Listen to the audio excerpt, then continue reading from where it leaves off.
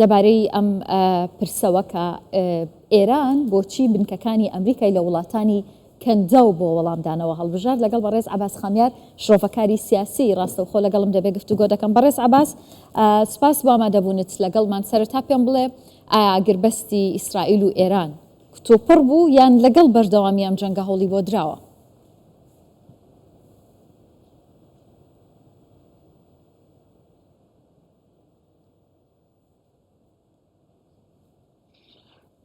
بسم الله الرحمن الرحیم. بنای خوای گەورە و میهرەبانە، سڵاو و ڕێز بۆ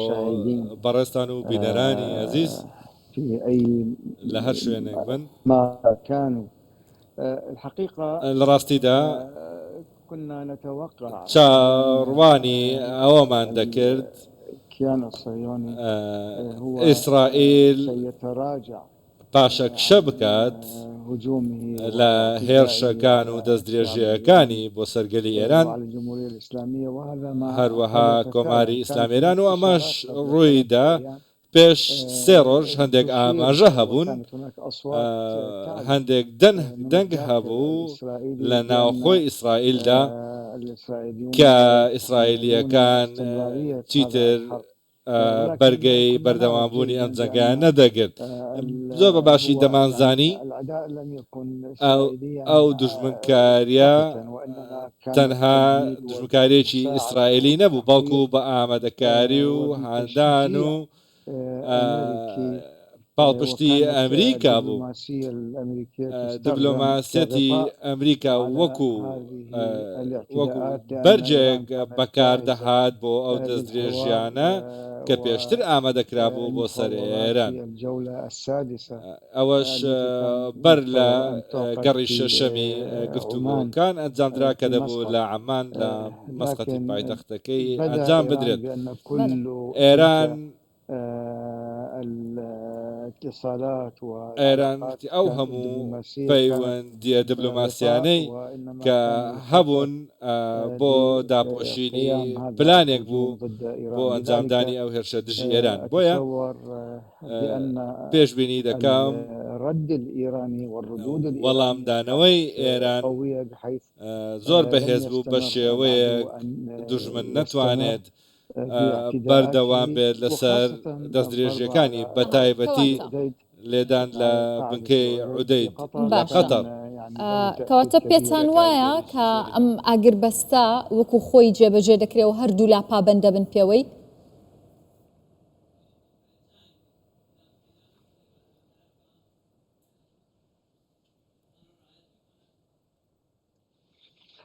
يعني بستگی داره به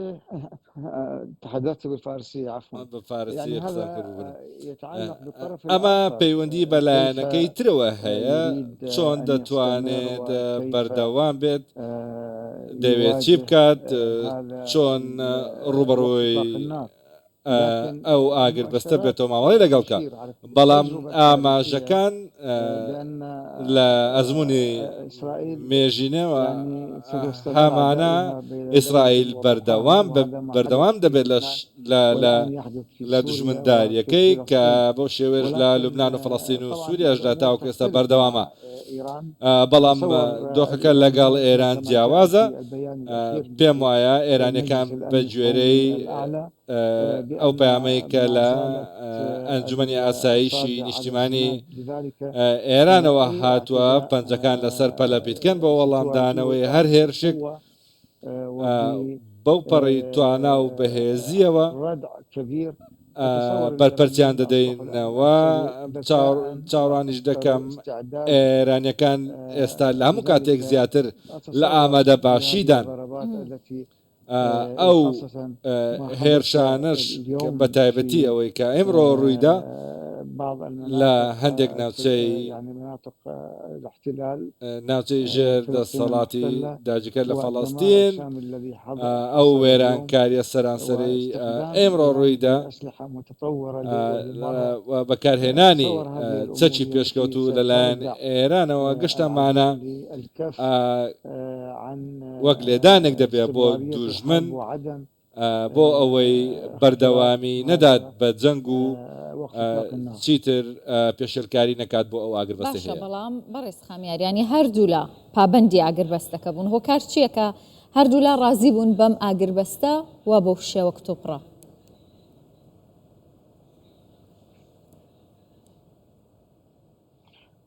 شوف انظر يعني هم الحقيقة كانت غير ئامانجەکان بۆ شێوێ نەبوون کە ڕاگەیەندرابوون ڕاستە ئامانجەکە ئیسرائیل لە سەرتاوە سێ ئامانجی هەبوو لە ناوبردننی بەرنامەی ناوەچی مەدەنی و نامەدەنی دووەمیان کۆتایی هێنان بە هێزی موشکی باڵستی سێمیشیان کە باسییان دەکرد بێئاگا ئیسرائیلیەکان بە بێئاگایەوە ئەویش ڕوخاندنی ڕژ ئێران با بڵێن سیستەمی حکومڕانی ئێران بوو ئەمە نەزانیە بەرامبەر ئێران و ناوخۆی ئێران ینی بەو شێوەیە بیریان کردبەوە کە گەل شۆڕش دژی سیستەمەکە حکوومەتەکەی ئەنجام دەدات و لی هەڵدەگەڕێتەوە ئەمەش ڕووی نەدا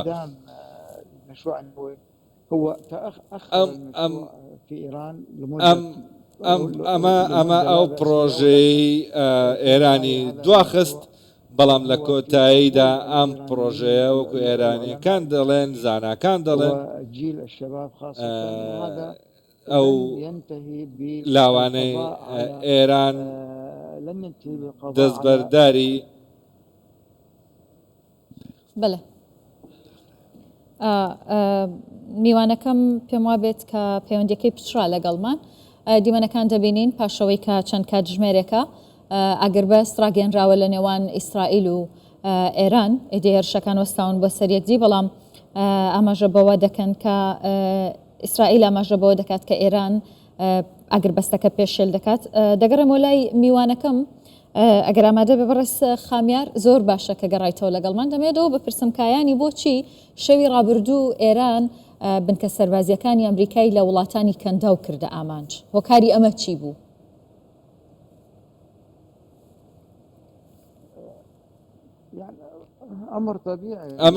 ئەمە شتێکی ئاساییە چونکە ئەمریکا خۆی دەستی پێ کرد و پلانی داڕشت و پشتیوانی هانی ئیسرائیلی دا و هەموو هاوکاریەکی لە دەستی بوو پێشکەشی ئیسرائیلی کرد بۆ ئەوەی هێرش بکاتە سەر ئێران دوایەوە هەر ئەو بوو بە شێوەیەکی ڕاستەخۆ هاتە ناو جەنگەکە دژی ئێران کاتێک بنکەی فۆردۆی بردومان کرد دەبواە وەڵامێکی ڕاستەخۆ بۆ ئەو دەست درێژیە هەبێت ترامپیش بە شێوەیەکی زۆر گەورە هاڕەشەی کرد بۆ هەر وەڵامدانەوەیکی ئێرانی بەرپرسدانەوەی توندی دەبێت بەڵام ئێران هەستا بە ئامانجگرتنی گەورەترین بنکەی سەربازی لە ناوچەکە و سەرانسەری جیهاندا بەرپرسدانەوەکە بەهێز بوو خێرا بوو لە ڕاستیدا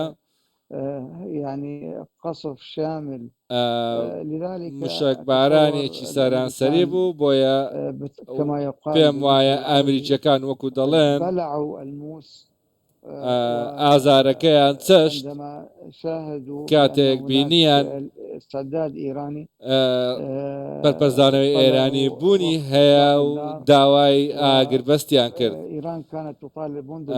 ئێران لە سەرەتا داوای دەکرد و جەختی دەکردەوە لەسەرەوەی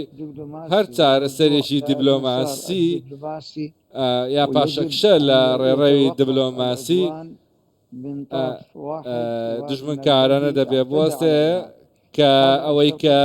هێرشی کردوتە سەر ئێران ئەمە مەرجی سەرەتایی ئێران بوو کە عێراقی دوێنێ شەو باسی کرد بۆیە پێم وایە ئەم بەرپەرزدانەوەی ئێران کە زۆر گەورە بوو بۆ هۆی ئەوەی ئەم پاشەکشەی ئیسرائیل و ئەمریکا ڕوو بدات بەڕێز خامیار لە ڕۆژانی ڕابردوو گەشتێکی دیبلۆماسی و پڕ لە کۆبوونەوەی وەزیری دەرەوەی ئێرانمان بینی بۆ ژنێف بۆ تورکیا بۆ رووسیا پێتان وایە و بە تایبەت لە دواوەی کە ڕۆژانی کۆتایی جەنگەکە زۆر سەخت و دژوار بوون چه هەوڵ و دیبلۆماسیەتێک بوو کە توانی ئاگربەست بێنێتە ئاراوە؟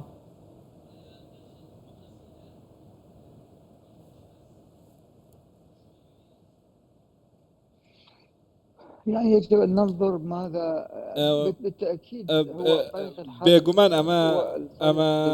ئەمە ڕێگەی چارەسەرە ئەویش گفتوگۆی دیبلۆماسیە بەڵام طاولة المفاوضات ئەوان تێکیاندا هەر شتێکە پەیوەندی بە دیبلۆماسیەتەوە هەبوو بە هێرشکردن و پشتیوانیکردن و بەکارهێنانی دیبلۆماسیەت وەکو هەڵخەڵەتاندنێک جۆرێک لە جۆرەکانی چاواشەکردن بۆ هێرشکردنە سەر ئێران هیچ دڵنیایەک لەلایەن ئێرانەوە نەبوو بۆ بەردەوامبوونی ئەم چارەسەر دیبلۆماسیە بۆی بزانین ئاخۆ لە کە دڵنیایی نەبوو مەرجی هەبوو پێتان وایە کە ئێران مەرجەکانی چی بوون بۆ ئاگربەست؟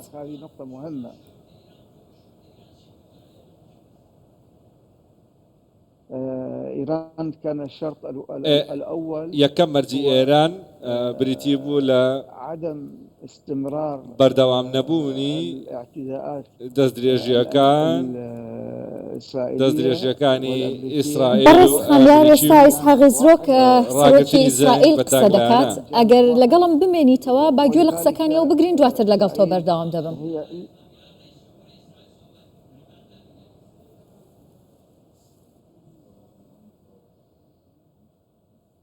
לצערי איראן הפרה את הפסקת האש הבוקר באופן מכוון, הפרה, ואני מניח שהגורמים האמונים על כך יקבלו החלטות בהתאם. אני מקווה שנחזור להפסקת אש בסופו של דבר כדי שנוכל כולנו לראות אופק וחיים טובים יותר באזור כולו. זאת הזדמנות גדולה, ואני רוצה לומר משהו גם, זו הזדמנות גדולה לתוככי המדינה. ئیسحاق هێزرۆک وەزیری ببورن سەرۆکی ئیسرائیل ئێستا قسە دەکا بێگومان پاشەوەی کە ئاگربەست لە نێوان هەرێک لە ئیسرائیل و ئێراندا ڕاگەنرا. بەڕێز عەباس خامیار لە تاران لەگەڵمە. بەڕێز عەباس باسیەوەم لەگەڵ جەنابەت کرد کە ئێران چمەرجێکی هەبوو بۆ ڕاگەیاندنی ئاگربەست لەگەڵ ئیسرائیل.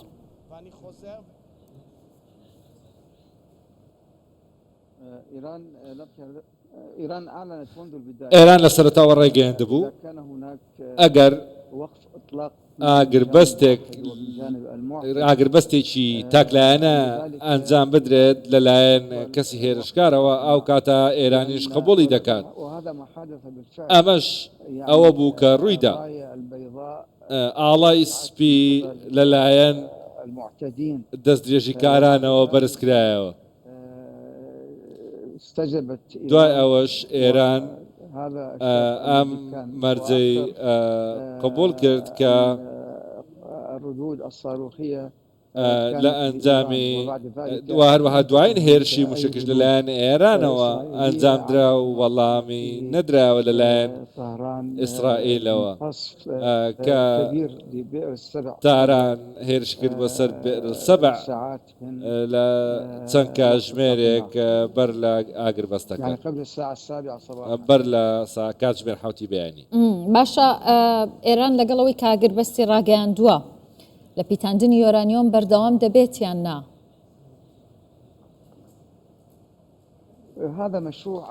ئەمە پرۆژێکی نیشتیمانیە پەیوەستە بە کەرامەتی نیشتیمانیەوە. لەگەڵ ئەوەشدا ئێران وڵاتێکی گەورەیە و خاوەنی 90 ملیۆن کەسە. دانیشتوانەکەی پێویستی بۆ دامەزرانش لەسەر پیتاندنی یۆرانیۆم ناکە؟ في المجال السلمي. لا هذا نعم هذا مستحيل. أما ڕێتێناچێت بە هیچ شێوەیەک. بەڵام پیتاندنی یۆرانیۆم جیاوازی هەیە لە نێوان پیتاندنی یۆرانیۆم و بەسەربازیکردنی پرۆژەی ناوەکی ئێرانی. لە سەرەتاوە بە گوێرەی فتوای ئاینی و بە گوێرەی العقيدة بیر و باوەڕی ئێرانی الدفاعية ئێران جدوى في امتلاك السلاح النووي نابینێت کە چەکی ئەتۆمی سوودی هەبێ بۆیە ئەم پرۆژەیەکی ئاشتیانە بوو و ئێرانیش ڕێژەی پیتاندنی زیاد کرد کاتێک ترەمپ ساڵی 2015 لە ڕێکەوتناوەی ناوچێکە کشایەوە ئێران ئەمەی بەرز کردەوە بۆ ئەوەی گفتوگۆ لەگەڵ ئەمریکا بکات و سزاکانی ئەمریکا لەسەر ئێران هەڵبگیرێ ئەمە خاڵی سەرەکی بوو بۆیە ئەم پرۆژەی ناوچیە و پیتاندنی یۆرانیۆم جیاوازە لەگەڵ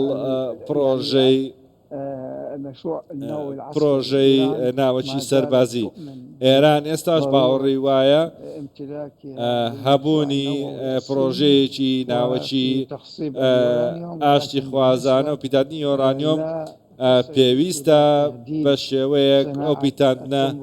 نەبێتە هاڕەشە و دروستکردنی چەکی ئەتۆمی هەروەها ئالیەتێک دەبێت هەبێت و هەشە بۆ ئالیەتێکی نێودەوڵەتی هەبێت بۆ چاودێریکردنی نسبەی پیتاندنی یۆرانیۆم کەواتە ئێران دەیەوێت لە دانوستانەکانم جارە کە دەست پێ دەکەنەوە بەردەوام بێت لەسەر پیتاندنی یۆرانیۆم ئەمە مەرجی ئێران دەبێت بۆ گفتوگۆ و دانوستان بالطبيعي يعني بەڵێ على اي شيء تتفاوض هەر لەسەر چی گفتوگۆ بکات و دانوستان بکات ئەگەر لەسەر بابەتی پیتاندنی یۆرانیۆم نەبێت بۆ نمونە دەبێت تەسلیم بێت و بڵێ هەموو شتێک تاوا بوو ئاڵای سپی هەڵکات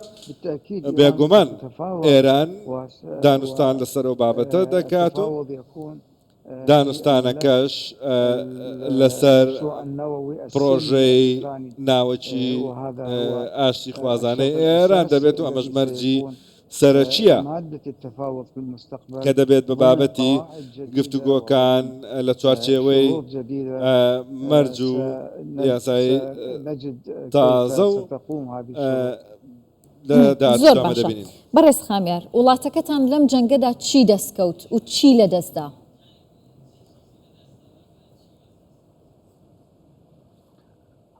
الحقيقة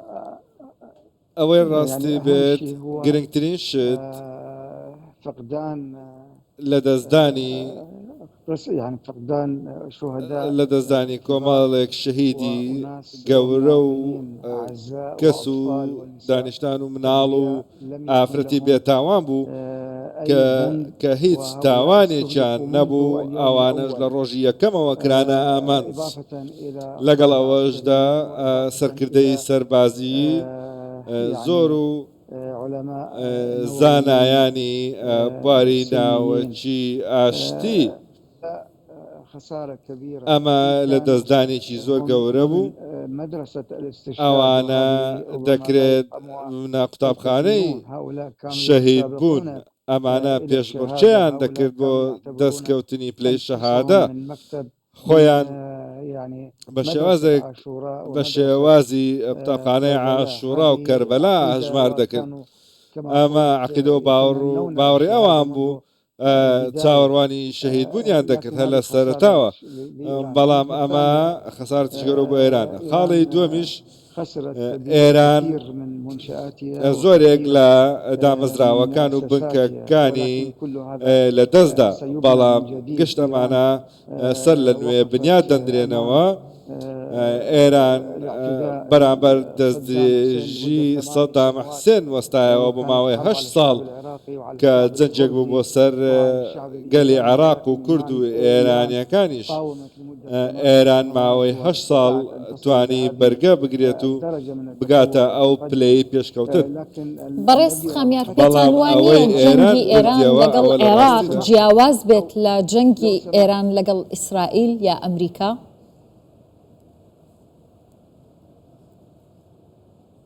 أنا أجيب هذا وەڵامی پرسیارەکەی تر تاوا دەکەم و بدوام بێ ئەوشە دەمەوە. زۆر باشە. نعم ما ربحته إيران ئەوەی ئێران دەستی کەوت یان با بڵین بریتی بوو لەو